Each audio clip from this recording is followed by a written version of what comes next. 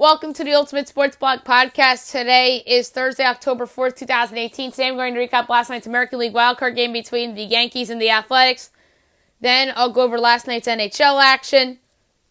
Then I'll go over my college bowl projections for Week 6. Do my NBA shooting guard rankings as we head into the season.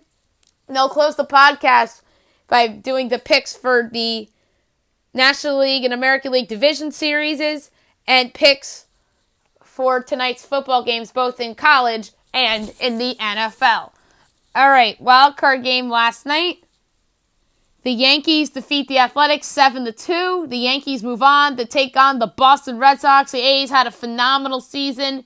They are just not as good as the Yankees.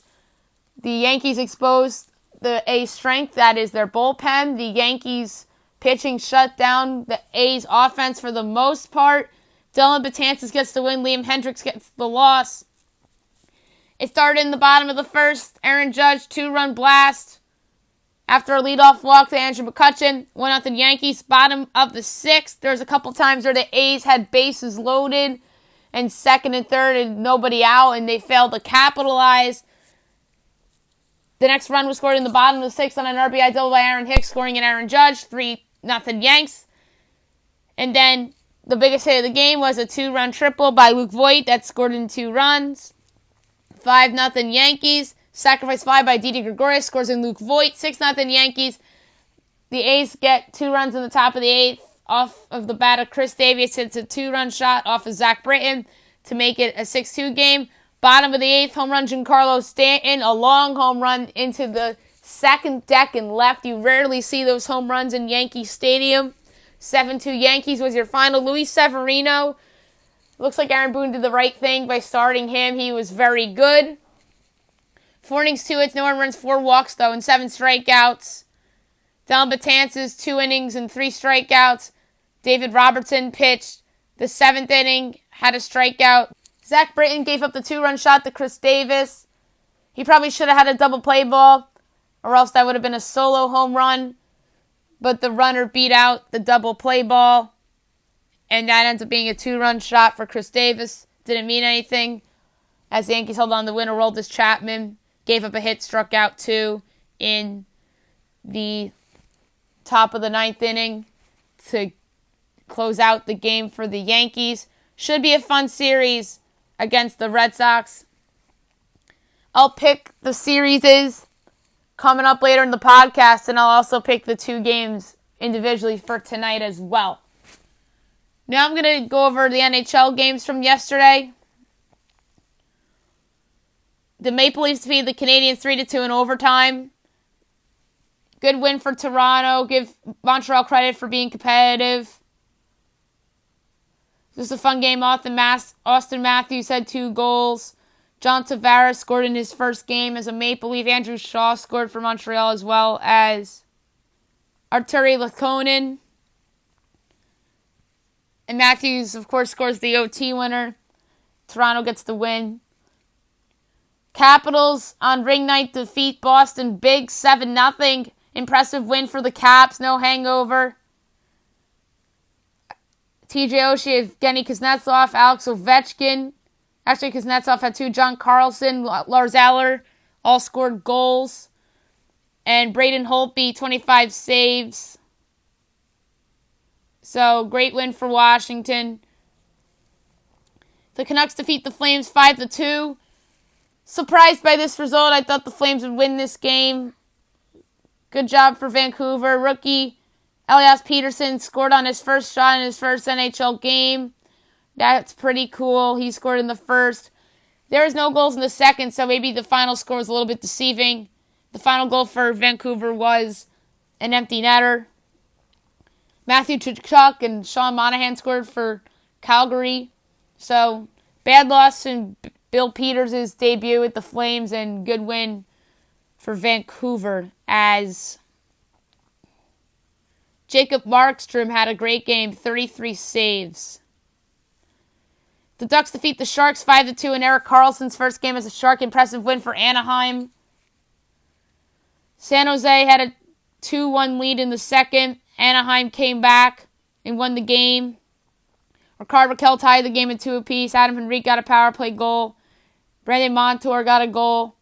Evander Kane and Thomas Hertl scored for San Jose, and Hertl actually, his goal was shorthanded.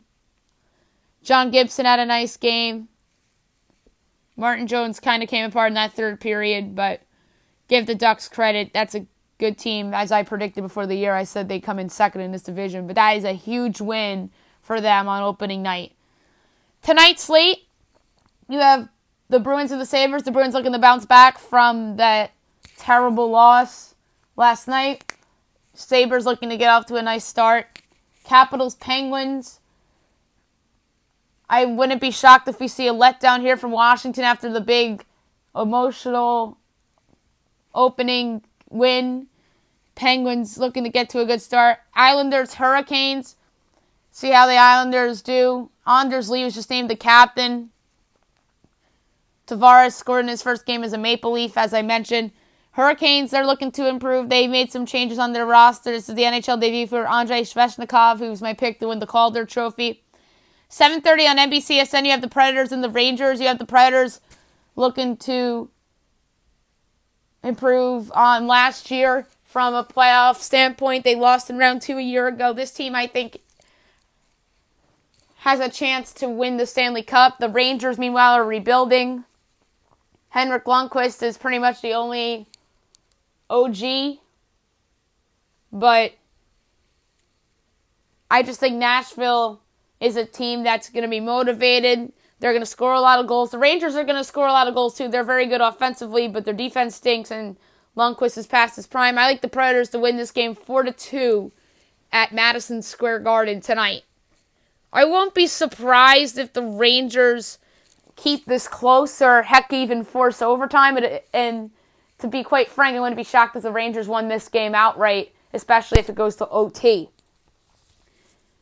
Blackhawks, Senators, two teams that I don't think are going to be good. The Senators are the worst team in the league. The Blackhawks are trying to win now, but I don't think it's going to really work for them. They have some players in decline, and I just don't think they're accepting that.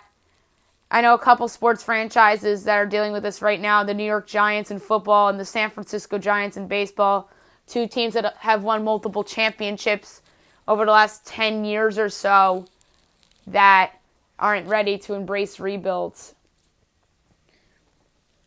Blue Jackets, Red Wings, two teams that are heading in opposite directions. The Blue Jackets, I think people are sleeping on them a little bit this year. Two of their best players are in contract years, and it's all about when are they going to trade those players. My bold prediction for the Blue Jackets this year is that both of them would remain with the Jackets through the season and they make the playoffs. Red Wings, they're in a bit of a rebuild, probably the second worst team in the Eastern Conference. 8 o'clock, you have the Jets and the Blues. I think NBCSN should have picked this game and put Vegas and Philadelphia in the 10:45 spot, but okay, you choose a Western Conference contender against an Eastern Conference rebuilding team. But the Jets and the Blues, these are two of the three best teams in the Central Division along with Nashville. And I really am intrigued for this game. Ryan O'Reilly's Blues debut. Blues looking to bounce back on a disappointing season from a year ago. Jets looking to build on last year's Western Conference Finals appearance. 8:30 of the Coyotes and the Stars. The Coyotes are still in a bit of a transition phase. I don't think they're ready to compete quite yet, but I think they're rushing it a little bit, and they've rushed it the past few years with the trades for Derek Stepan and Antti Ranta and Nick Hjalmarsson, and even the trade for Galchenyuk, and they swap away Domi. And the Stars are looking to bounce back on last year's disappointing season. Jim Montgomery's the new coach there. Miro Heiskanen is somebody that many folks think is going to be a breakout player in the league. 9 o'clock, you have the Wild and the Avalanche. This is a nice game, too. You have Minnesota, who looks to make a 7th straight playoff appearance. Avalanche looking to build on last year's successful season. I picked both of these teams to make the playoffs before the season. I had both these teams as the wild cards in the West, even though they're both in that loaded division. And then you have the Flyers and the Golden Knights, 10:15 on NBCSN. You have the Knights in their home opener looking to build on last year's rousing success going to the Stanley Cup Final, and you have the Flyers, who I think have a real chance to win the Metro Division. I picked them to win the Metro Division because there's always that surprise division winner that nobody sees coming from a standpoint of they're a surefire playoff team, but they have a better chance to win the division than given credit for. I think Philly has the best chance of that, as well as Boston or Toronto. But I decided to go with the sleeper in Philadelphia to win their division rather than picking Toronto or Boston to win the Atlantic. And I like the Flyers here tonight on the road. I think there's going to be a little bit of a hangover from Vegas, and I think this is going to go to overtime. So give me 3-2 Flyers overtime. And plus, if you want to make a case for Vegas, Marc-Andre Fleury knows the Flyers pretty well. And on the flip side, the Flyers know Marc-Andre Fleury pretty darn well too. So give me the Flyers in overtime. And I do think there's a chance the Golden Knights win this game, especially that they're favored. Week 6 college bowl projections. I can't believe we're at week 6 already of the college football season. We're almost at the halfway point, which to me is incredible. We're going to start with the college football playoff. A lot of changes here. Number 1, Alabama against number 4, Clemson in the Cotton Bowl. And in the Orange Bowl, I have number 2, Ohio State against number 3, Georgia. Rest of the New Year's 6, I have Notre Dame, Penn State in the Rose Bowl. The Peach Bowl. The Fiesta Bowl, I have UCF and Miami. Rose Bowl, Washington and Wisconsin. Sugar Bowl, Oklahoma and LSU. The other bowl games, the New Mexico Bowl, I have Marshall and Utah State. The Cure Bowl, Temple and Arkansas State. The Vegas Bowl, I have Arizona and Boise. The Camellia Bowl, I have Toledo and Troy. New Orleans, Coastal Carolina and UAB. Boca Raton, North Texas and Tulane. The Frisco, I have Memphis and Louisiana Tech. Crispilla, Cincinnati and Florida State. Bahamas, Northern Illinois and Middle Tennessee. Idaho, Potato, Western Michigan and Fresno State. Birmingham, Houston and Vandy. Armed Forces, Army in South Florida. Dollar General, Buffalo and Appalachian State. Hawaii, Southern Miss in Hawaii. First Responder, FAU, Indiana. Quick Lane, Syracuse and UNLV. Cheez-It, TCU in Oregon. Independence, Duke in Ohio. Pinstripe, Va-Tech in Purdue. Texas Tech and Mississippi State. Music City Bowl, Texas A&M and Iowa. Camping World, West Virginia and Boston College. Alamo, Texas and Colorado. Belk, NC State and South Carolina. Arizona, UL Monroe and Nevada. Military, Navy and Virginia. Hyundai Sun, BYU and USC. San Francisco, Minnesota and Washington State. Liberty, Oklahoma State and Missouri. Holiday, Michigan State and Stanford. Gator, Florida and Iowa State. Outback, Kentucky and Maryland. And last but not least, Citrus, Auburn and Michigan. Now I'm going to do my NBA shooting guard rankings. I'm going to go from 97 to 1. There's 97 players on this list because there are 97 projected shooting guards. And don't forget, some of these players could end up in the G League, others could be released, and others could be traded before the season. The first, let's say, 18 guys are fringe bench guys that are going to be there in the G League or going to be playing garbage time for some teams. 97, Daniel Hamilton, Hawks. 96, Nazareth Matru Long, Jazz. 95, John Holland, Cavs. 94, Milton Doyle, Nets. 93, Devon Reed, Suns. 92, Antonius, Cleveland, Bulls. 91, Abdel Nader, Thunder. 90, Ryan Borkhoff, Mavericks. 89, Antonio Blankley, Bulls. 88, James Nunnally, Wolves. 87, Pat Connaughton, Bucks. 86, Elijah Stewart, Pacers. 85, Tyler Dorsey, Hawks. 84, PJ Dozier, Celtics. Now we're starting to get into some of the guys that are going to be seeing some minutes. 83, Wayne Selden, Grizzlies. 82, Sterling Brown, Bucks. 81, Trevon Blewett, Pelicans. 80, Marshawn Brooks, Grizzlies. 79, Ben McLemore, Kings. 78, Ian Clark, Pelicans. 77, Anfernee Simmons, Blazers. 76, Malachi Richardson, Raptors. 75, Shake Milton, Sixers. 74, Jacob Evans, Warriors. 73, Nick Stauskas, Blazers. 72, Sindarius Thornwell, Clippers. 71, Bruce Brown, Pistons. 70, Jeremy Lamb, Hornets. 69, Reggie Bullock, Pistons. 68, Hamidou Diallo, Thunder. 67, Terrence Ross, Magic. 66, Grayson Allen, Jazz. 65, Langston Galloway, Pistons. 64, Jody Meeks, Wizards. 63, Alonzo Trier, Knicks. 62, Damian Dotson, Knicks. 61, Alan Crabb, Nets. 60, J.R. Smith, Cavs. 59, Wayne Ellington, Heat. 58, Svetlana Milyahaluk, Lakers. 57, Gary Trent Jr., Blazers. 56, Kevin Huerter, Hawks. 55, Dwayne Wade, Heat. 54, Jerome Robinson, Clippers. 53, Luke Kennard, Pistons. 52, Malik Monk, Hornets. 51, Patrick McCaw, Warriors. 50, Bryn Forbes, Spurs. 49, Alex Abrinas, Thunder. 48, Dion Waiters, Heat. 47, Josh Okogie, Wolves. 46, Dante DiVincenzo, Bucks. 45, Zaire Smith, 76ers. 44, Lonnie Walker, Spurs. 43, Dylan Brooks, Grizzlies. 42, Terrence Ferguson, Thunder. 41, Troy Daniels, Suns. 40, Jordan Clarkson, Cavaliers. 39, Rodney Hood, Cavaliers. 38, Courtney Lee, Knicks. 37, C.J. Miles, Raptors. 36, Alec Burks, Jazz. 35, Malik Beasley, Nuggets. 34, Wes Matthews, Mavericks. 33, Zach LaVine, Bulls. 32, Karis LeVert, Nets. 31, Tim Hardaway Jr., Knicks. 30, Kent Bazemore, Hawks. 29, Jonathan Simmons, Magic. 28, Bogdan Bogdanovic, Kings. 27, Austin Rivers, Wizards.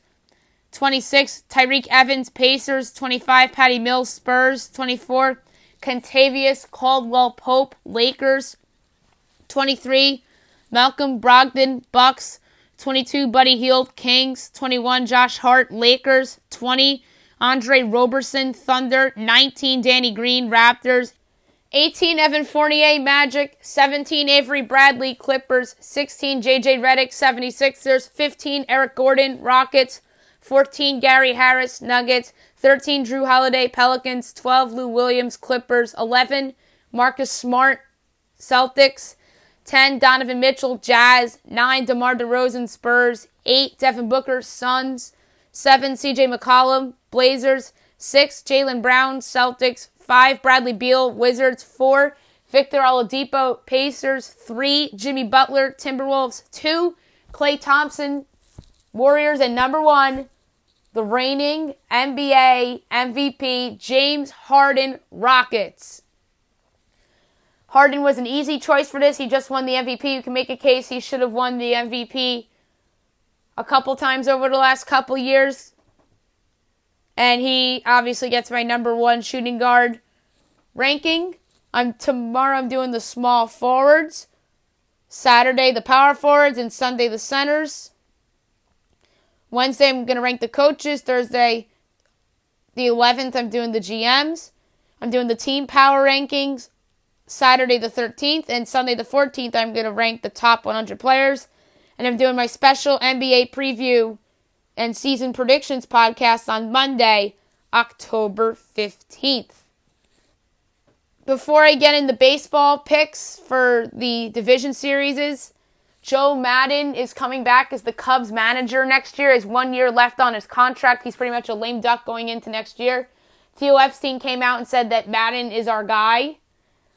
There hasn't been talks about extensions yet, so he's going to go into next year as a lame duck, and he's certainly a manager on the hot seat. But I guess winning the World Series in 2016 really got him another year.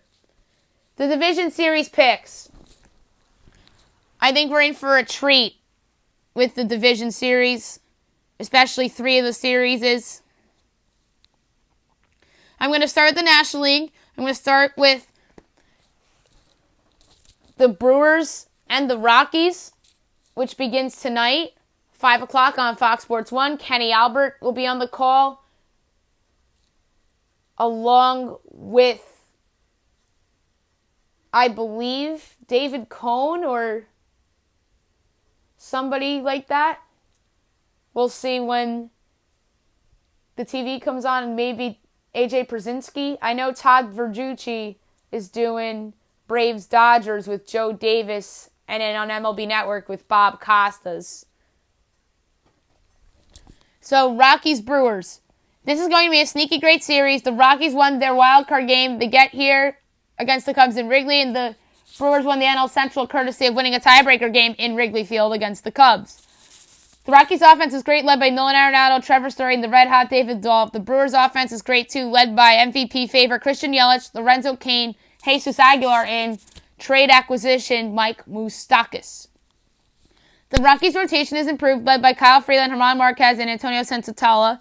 The Brewers' rotation isn't great, and will start the likes of Gio Gonzalez, Wade Miley, and Julius Chassin, and tonight we'll start an opener in Game 1 with Brandon Woodruff. The Rockies' pen is pretty solid with Wade Davis, Scott Oberg, and Adam Ottavino leading the way. But there's been other guys that have been busts this year, such as Brian Shaw. The Brewers' pen is the best in the National League, led by Josh Hader, Woodruff, Jeremy Jeffress, and Corey Nebel. I love this series, and with the presence of Hader and his nasty stuff in that Brewers' pen, I love them to advance here. I'm going to take the Brewers in 5 games. You have the Braves and the Dodgers. Braves are your 3 seed, Dodgers are your 2 seed. This should be somewhat of an interesting series. The Braves deserve a lot of credit for being here, winning the division, and their offense is solid, led by Freddie Freeman and Rookie of the Year favorite Ronald Acuna Jr. The Dodgers' offense is the best in the National League, led by Cody Bellinger, Max Muncy, and Manny Machado. The Braves' rotation is solid, led by Mike Falta-Units, Anibal Sanchez, and Kevin Gossman. The Dodgers' rotation is the best of the NL playoff teams, led by Walker Buehler, Clayton Kershaw, Heijin Ryu, and Rich Hill. The Braves' bullpen has fallen off a little bit in the final weeks of the season with the likes of Arodys Viciano, who is their closer, AJ Minter, who's closed games for them in September, and Brad Brock, who they traded for from the Baltimore Orioles, along with Gossman, although they came in separate trades. The Dodgers' bullpen is deep in with the presence of Kenta Maeda and Alex Wood coming over from the rotation to go with Kenley Jansen. The Braves have had a phenomenal season, but I don't see them upsetting the Dodgers and all the talent they have. Dodgers in 4 is the pick. The American League Division Series. This is obviously going to be the better of the 4 teams. As much as I like that Rockies-Brewers series, and as much as a chance I think the Dodgers have of going far in the playoffs, I think the American League is superior to the National League. Wild card number 1, Yankees against your 1-seeded Boston Red Sox. The best rivalry in all of sports meets in the postseason play for the first time since Boston's famous comeback from 3-0 down to win in 7 in 2004. This series is fascinating for so many reasons. The Yankees, fresh off their wild card win over the Oakland Athletics, have many reasons to believe they can win this series. Their offense is great, led by Aaron Judge, Giancarlo Stanton, Didi Gregorius, Rookie of the Year candidate Miguel Andujar, and the red-hot Luke Voit. The Red Sox offense was the best in the game this year, led by MVP favorite Mookie Betts, JD Martinez, Andrew Benintendi, and Xander Bogaerts. The Yanks rotation is solid, led by Luis Severino, Jay Happ, and Masahiro Tanaka. The Sox rotation is good too, led by Chris Sale, who's been dealing with some arm and velocity issues, Rick Porcello, and David Price. The Yanks bullpen is the best in the game, led by Chad Green, David Robertson, Dellin Betances, Zach Britton, and Aroldis Chapman. The Sox pen is not very good outside of closer Craig Kimbrell, and guys like Joe Kelly, Brandon Workman, and Tyler Thornburg aren't going to cut it. Because of the bridge to Kimbrell being an issue, the Sox failed to address at the deadline, plus the questions surrounding Sale and the fact that the Yankees are healthy as a whole right now, giving the Yanks to pull off this upset and the dream Red Sox season early. The pick, the Yankees in 4 games. I think they split in Fenway and the Yankees close out at home. Number 3 seeded Cleveland Indians against the 2 seed Houston Astros. This is the best series of the 4, and these 2 teams have an excellent chance to win the World Series, assuming who wins the series. The Indians lineup is very good, led by Francisco Lindor, Jose Ramirez, and Edwin Encarnacion, although Ramirez has slumped of late. The Astros lineup is strong too, led by reigning MVP Jose Altuve, Carlos Correa, who's dealing with back issues, and Alex Bregman. The Indians' rotation is strong, led by Corey Kluber, Carlos Carrasco, Shane Bieber, and Mike Clevenger. The Astros' rotation is probably the best in baseball, led by Justin Verlander, Garrett Cole, Charlie Morton, and Dallas Keuchel. The Indians' pen has improved with the deadline acquisitions of Brad Hand and Adam Simber to go with Andrew Miller and Cody Allen. And you also have Trevor Bauer as a weapon out of the pen for the playoffs as he's moved from the rotation to the pen. The Astros pen is improved with Roberto Osuna coming over in the trade and recent call of Josh James to go with Chris Davinsky. With Correa dealing with his back issues and some of the Indians hitters with past success against Verlander, I like the Indians to pull off the upset and steal the series. The pick, Indians in 5. Tonight's games, 5 o'clock on Fox Sports 1, you have the Brewers hosting the Rockies in Game 1. I don't love the Brewers going with the opener, but I think as long as they get the Hader, they're going to be in a good position to win. Since Totala from Colorado has never pitched in a big spot before, I think this has a chance to be a classic game. I like the Brewers to win tonight. Dodgers-Braves, you have Heijin Ryu going for LA and Mike Faltiunit's going with the Braves. I think the Braves will win a game in this series. I just don't think it's going to be tonight. Heijin Ryu has quietly been hot in that Dodgers rotation, and that's why he's getting the Game 1 start over Clayton Kershaw. So, give me the Dodgers here at home in a low-scoring affair. I could see this being like a 3-2 Dodgers victory. And then in the other game, I could see that being a high-scoring affair, like a 6-5 Milwaukee win. So, give me the Dodgers to win tonight. And last, I'm going to do my picks for football and college football tonight. I'm going to start with college, and then I'll do Colts-Patriots last. You have Georgia State and Troy tonight at 7:30 on ESPN. Troy is one of the best teams in the Sun Belt. Georgia State's coming off a nice upset win, but this has all the makings of a letdown for them. So, give me Troy in the podcast plays the minus 15.5.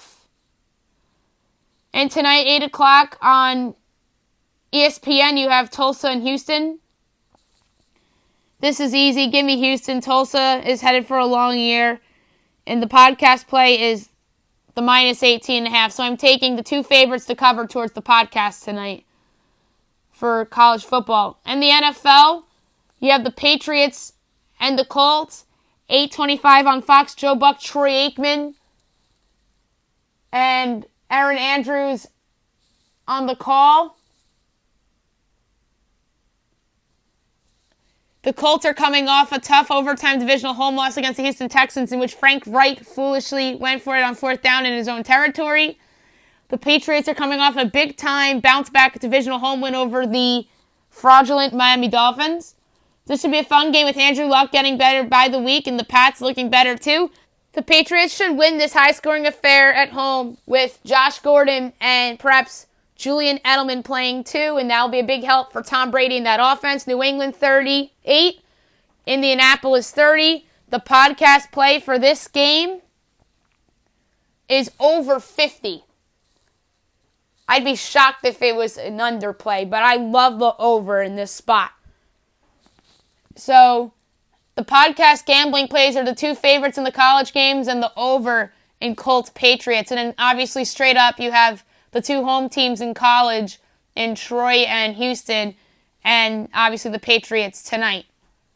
That's it for the podcast today. I'll be back tomorrow recapping all the baseball playoff games as well as the football games. I'll be doing my NBA small forwards rankings, and I'll making the rest of the picks for college football week 6 and NFL week 5. I hope you guys have a great day, everybody.